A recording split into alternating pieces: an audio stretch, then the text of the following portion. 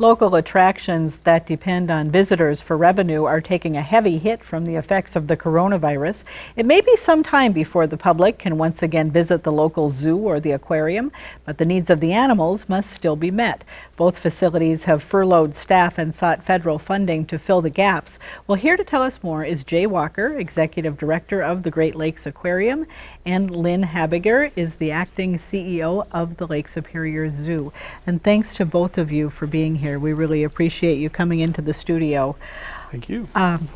Jay, it must be very strange to be operating a facility like the aquarium without guests coming in and out the door. What's happening at the aquarium right now to cut costs while still making sure that all of those animals in your care are well cared for? Right. You know, we receive 80% of our revenue comes from guest traffic, from programming, from events, and so to not have people coming into the facility it really makes rather difficult because we're not having those revenue streams.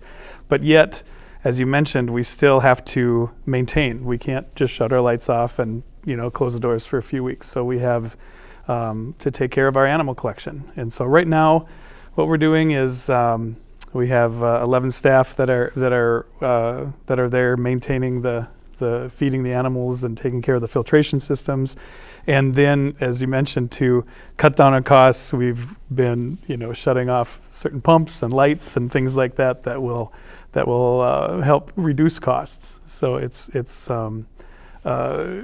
definitely weird to walk through the building and not have the people walking around and to people enjoying what our our exhibits and the animals is definitely bizarre, to say the least. Lynn, a similar scenario at the Lake Superior Zoo? Very similar, very quiet in our main building. We also had to do some things to manage our costs, and we furloughed quite a bit of staff, keeping on our animal care team as our priority. And so it is very quiet, and we miss our visitors. How much does the zoo depend on admissions in terms of your budget? It is the largest portion of our budget, as it is with the aquarium, upwards of 60%. The rest of our revenue is made up of grants, donations, some governmental support. So it is the bulk of our existence. Mm-hmm. You mentioned governmental support, and there are some resources that both organizations either have been able to tap into or are trying to tap into right now. Talk about that right now and what the financial picture looks like in terms of emergency resources available or secured. Both of you, maybe start with Jay. Sure. We have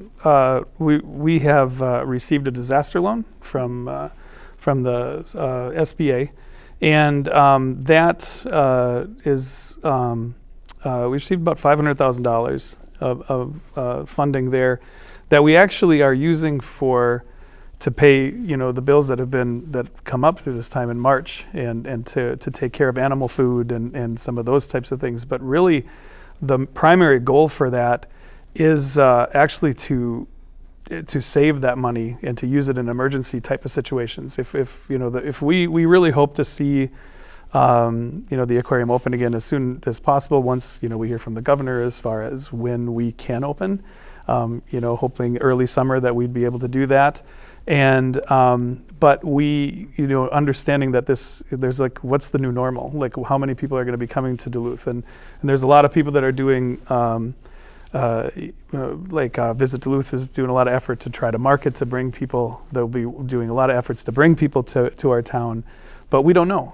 There is some concerns about maybe having lesser numbers and having to reduce our budgets, and so having that money there is really helpful as sort of a backup plan, really. Because obviously, even though the terms are really good, we having to pay that off, it'll take some time to get that paid down. So we really would like to use that as a bridge to get us to the point of where we can open again, and then be able to just keep some of it as an emergency fund again the next year, because there's a lot of discussion that we're going to be seeing as many know, this might affect us for the next year, could next us 2 years.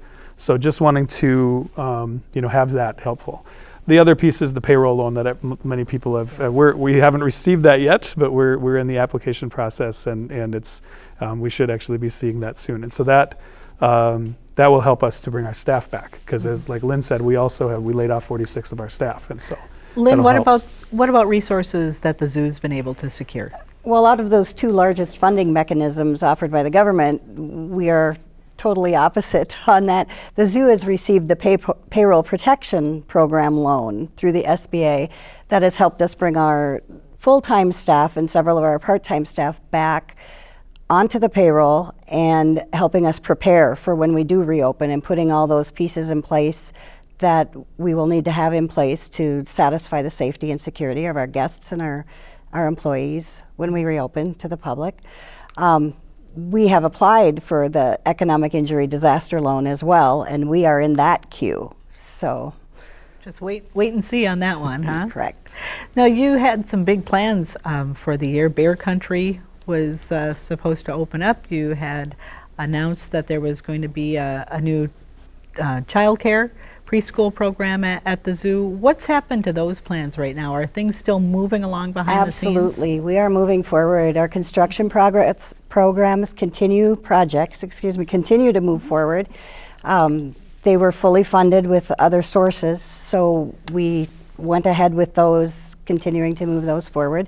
So we have a Bear Country that's under construction right now, that we are anticipating opening at the late summer, early fall of this year yet, in 2020. And we are still moving ahead with our preschool plans as well for September enrollment. Mm-hmm. And Jay, the aquarium, of course, this was the 20th anniversary year, so you had lots of things planned, including a major new exhibit and lots of changes within the facility to kind of freshen things up.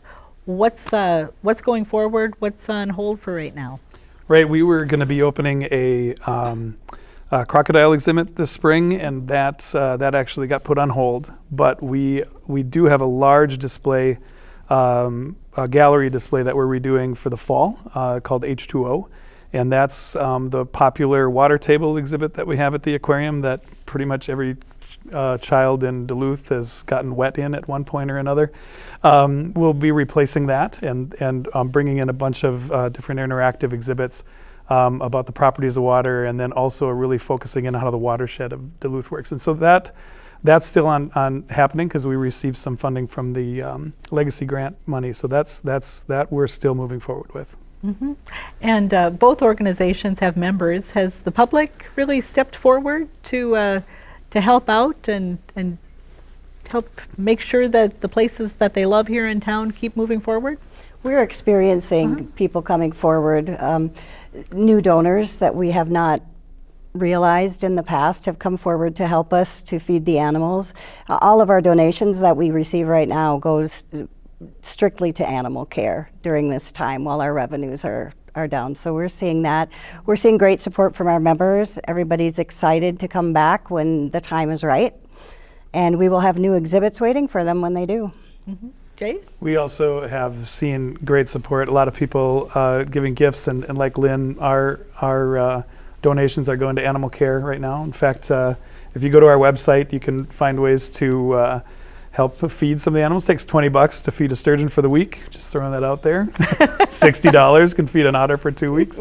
But we have an Amazon wish list too that people have just been sending all kinds of gifts to our animal care staff, and so that's been just excellent. And so we've been receiving a lot of support in that way, and where we really need it too. And as a nonprofit, mission-driven organization, this is so super helpful to have this, having such generous folks.